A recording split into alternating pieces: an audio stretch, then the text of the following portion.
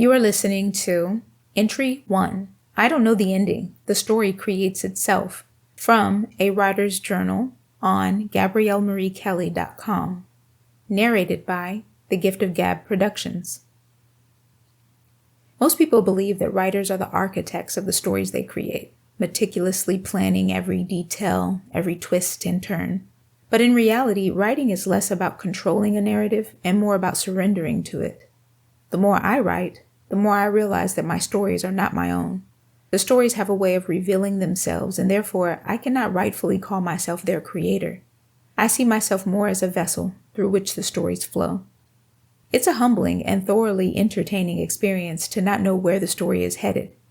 I can sit at my desk, the cursor blinking on the screen, thinking I have a clear path ahead, and then suddenly, a character does something I didn't expect, something that surprises even me.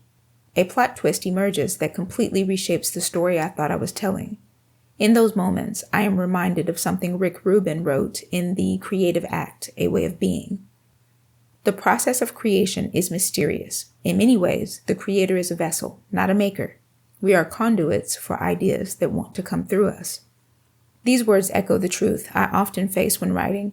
I am not the master of the story. It's not about my control, but about letting the narrative take shape on its own terms.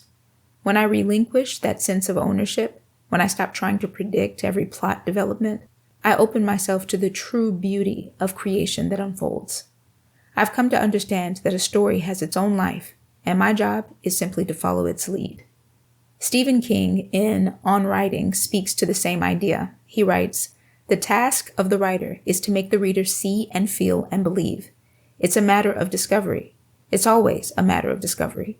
The writer may have a theme, but the writer does not know what the book is about until the book is written. That sense of discovery is where the true beauty lies. I've often been surprised by where my writing takes me, and there's a thrill in that uncertainty. The first draft is always messy, wild, untamed, a labyrinth of half-formed ideas. But it's in that chaos that the story finds its way. Thankfully, I have always had this approach to writing. I learned how to write in grade school. The theme was given to me by my teacher, paper and a pencil. Then I would put pencil to paper and wouldn't stop until the story was done. Now that I'm older, I have learned different writing techniques that require outlines and more organization than I am used to. Although these techniques have proved to be beneficial in their own right, I can't forget to trust the process of writing, trusting that the story itself will guide me somewhere worth going. As Julia Cameron writes in The Artist's Way, "We are all artists, and artists don't know what they are doing. They do it anyway. They learn by doing. This is the great secret. We are taught how to go into the unknown and to keep our trust there." Trusting in the unknown is one of the most powerful lessons I've learned as a writer. It's both frightening and freeing. There's a vulnerability in not knowing how things will turn out, in not having all the answers right away. But in that space of uncertainty, the most incredible things happen. Characters come to life in ways I never imagined. The plot shifts and twists in surprising directions. And at the end of it all, I look back and I think, I never could have planned that. Perhaps the most profound realization I've come to is this. As a writer, I am just a guide. I don't know the ending because the story really does create itself. I don't dictate the plot.